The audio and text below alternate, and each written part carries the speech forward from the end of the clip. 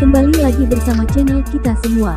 Jika Anda suka, jangan lupa komen, like dan subscribe, serta bila Anda berkenan. Selamat membaca dan mendengarkan. Perintah Kaisar Naga Bab 3062-3064. Dev berbicara sebentar dengan Queenie dan Helena, dan kemudian mereka menyadari bahwa keluarga Gao dan klan pemurnian tubuh kuno masih memiliki keterikatan emosional seperti itu. Tapi mata orang-orang yang memandang Tuan Yan ini penuh dengan belas kasihan.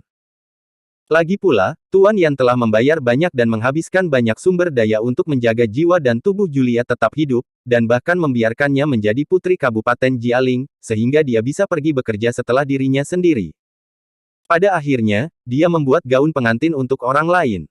Dedikasi semacam ini, orang biasa benar-benar tidak bisa melakukannya. Tuan Yan dan Patriark dari klan pemurnian tubuh kuno duduk di atas, dan Julia dan Gerard berdiri di depan mereka, keduanya berpegangan tangan, dan mereka dapat dianggap sebagai kekasih yang akhirnya menikah. Meski pernikahannya sangat sederhana, namun melihatnya, keduanya sangat bahagia. Di bawah saksi Dev dan yang lainnya, keduanya berlutut dan bersujud kepada Patriark dari klan pemurnian tubuh kuno dan Tuan Yan. Pada saat ini, Gerard juga dengan tulus menyerah kepada Tuan Yan, keduanya adalah saingan cinta sebelumnya, tetapi sekarang Gerard bersedia memanggil kakak Yan. Keikhlasan dan keterbukaan Guru Yan berada di luar jangkauan orang biasa. Setelah pernikahan diadakan begitu saja, Gerard dan yang lainnya berencana untuk pergi. Sejak saat itu, tidak akan ada lagi Julia di Kabupaten Jialing. Sudah waktunya gedung 2 lantai dan formasi pengumpul roh menghilang. Tuan Chen, adik perempuan saya dipercayakan kepada Anda. Saya harap Anda dapat melindunginya dengan baik. Jalan ini adalah pilihannya sendiri, dan saya tidak akan menghentikannya. Patriark Gao, jangan khawatir, selama aku masih bernafas, aku tidak akan membiarkan mereka terluka, tapi sekarang aku tidak bisa mencurahkan terlalu banyak kasih sayang pada mereka, masih banyak yang harus kulakukan. Dev tahu bahwa tidak mungkin dia mencintai wanita-wanitanya sepanjang hari, dan tertekan di desa yang lembut. Ambisi seorang pria ada di mana-mana, jadi tentu saja tidak mungkin diikat oleh seorang wanita. Karena Queenie memilih untuk mengikutimu, dia sangat berani untuk menghadapi kesulitan apapun di masa depan. Aku percaya dia akan mengikuti dari dekat. Kakak, apa yang kamu bicarakan? Melihat kakaknya memperingatkan Dev, Queenie tiba-tiba menjadi sedikit tidak senang. Ketika Gerard mendengar ini, dia tertawa dan berkata, kami berdua belum berkencan secara resmi, jadi kamu mulai membantu saya berbicara. Kamu benar-benar tidak ingin tinggal.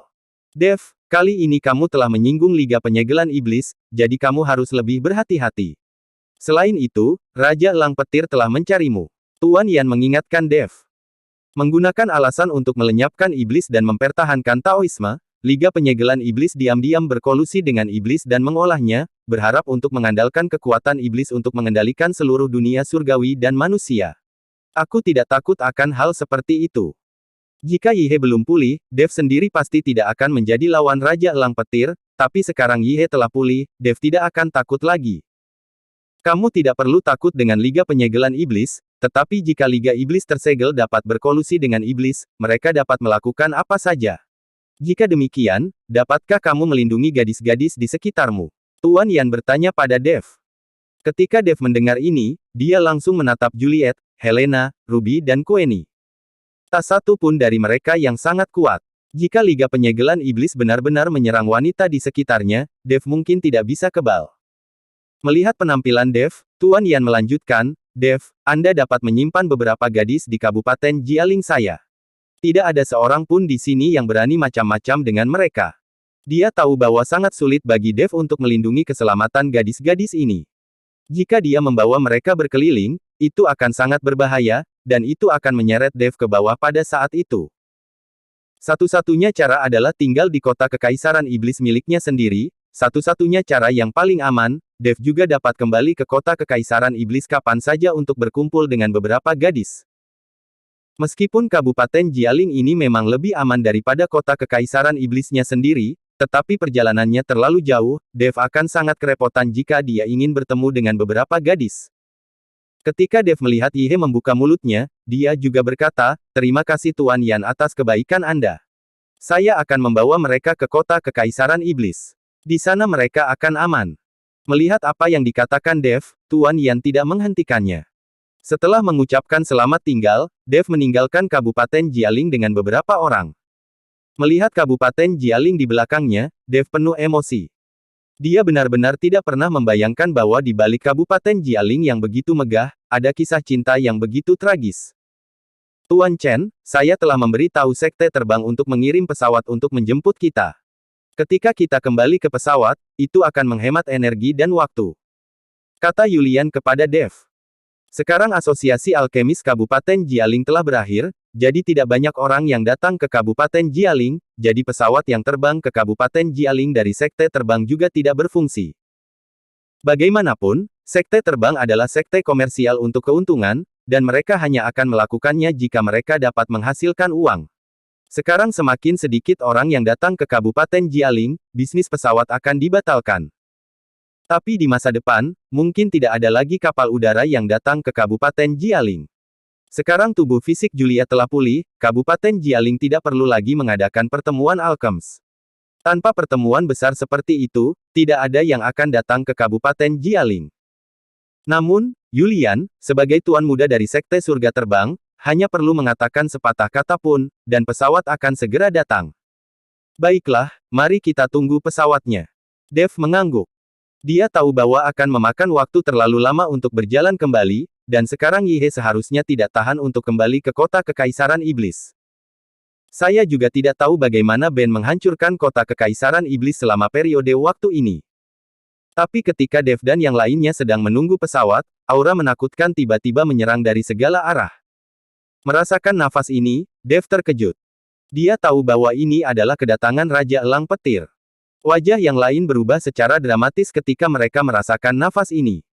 Melihat ini, Yihe mengguncang tubuhnya sedikit, dan aura besar langsung dilepaskan, menutupi beberapa orang secara langsung. Sekarang dia sudah pulih, tentu saja dia harus melindungi Dev dan yang lainnya. Nak, kamu akhirnya muncul. Segera, sosok Raja Elang Petir muncul di udara, dan di belakangnya ada ratusan elang petir yang haus darah. Saat melihat ratusan elang guntur yang haus darah itu, ekspresi Dev dan Yihe semuanya jelek.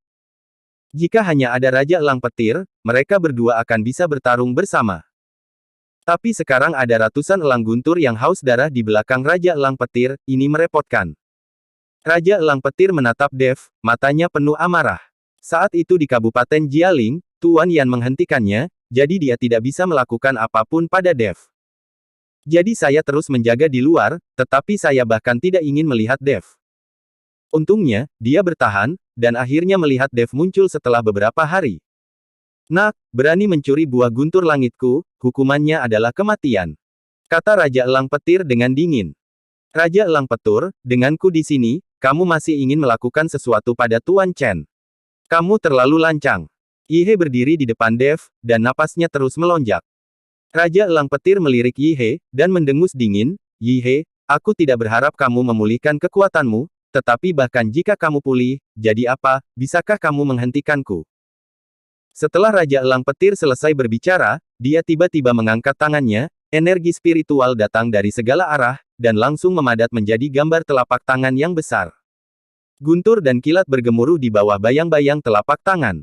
Telapak tangan ini sangat mirip dengan telapak guntur milik Dev. Gemuruh. Raja Elang Iblis tiba-tiba menekan, dan bayangan telapak tangan menembus kehampaan, meraung ke arah Dev dan yang lainnya untuk menekannya. Melihat ini, Yihe melambaikan kedua telapak tangannya, membentuk perisai kedap udara di sekitar mereka dalam sekejap. Yihe tahu bahwa dengan kekuatan Raja Elang Guntur, bahkan sedikit nafas akan membahayakan nyawa orang lain. Pada saat ini, mata Dev berdenyut dengan sumber guntur dan kilat, dan dia menamparnya dengan telapak tangan. Dengan Yihe melindungi yang lain, Dev bisa melakukan yang terbaik untuk memberikan telapak tangan melawan Raja Elang Petir. Dev tahu bahwa ada celah besar dalam kekuatan antara dirinya dan Raja Elang Petir, tetapi Dev tidak bisa duduk diam. Telapak guntur langsung muncul di udara, dan guntur dan kilat terus meluncur, dan kemudian kilat dan kilat ini berkumpul menjadi naga raksasa. Naga raksasa itu meraung dan bergegas menuju telapak tangan Raja Elang Petir. Melihat ini, Raja Elang Petir memiliki pandangan tidak percaya di matanya. Dia bisa merasakan kekuatan guntur dan kilat yang terkandung di telapak tangan Dev, yang bahkan lebih kuat dari telapak tangannya.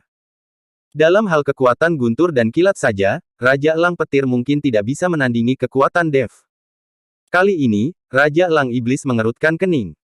Tapi ini juga membuatnya semakin marah, karena dia tahu bahwa alasan mengapa Dev memiliki kekuatan petir yang begitu kuat pasti disebabkan oleh mengambil buah guntur langitnya miliknya.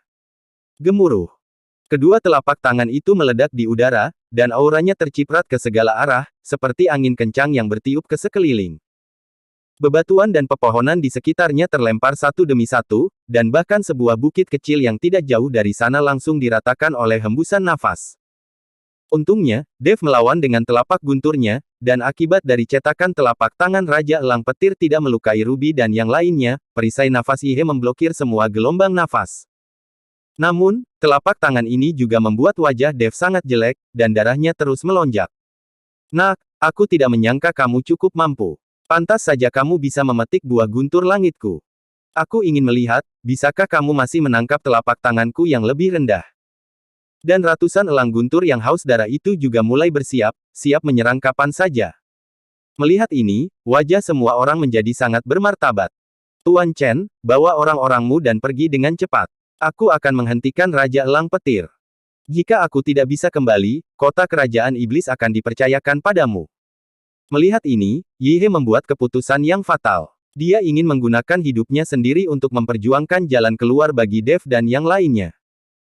Dev memandang Yihe, tetapi tidak mengatakan apa-apa, karena dia tahu bahwa apa yang Yihe katakan adalah cara terbaik saat ini, jika tidak, tidak ada dari mereka yang dapat melakukannya tanpa. Tapi saat telapak tangan kedua Raja Elang Petir sedang menyeduh dan hendak melancarkan serangan, tiba-tiba cahaya putih melesat langsung ke langit, langsung mengalahkan cetakan telapak tangan Raja Elang Petir. Raja Elang Petir, beri aku wajah, lupakan masalah ini.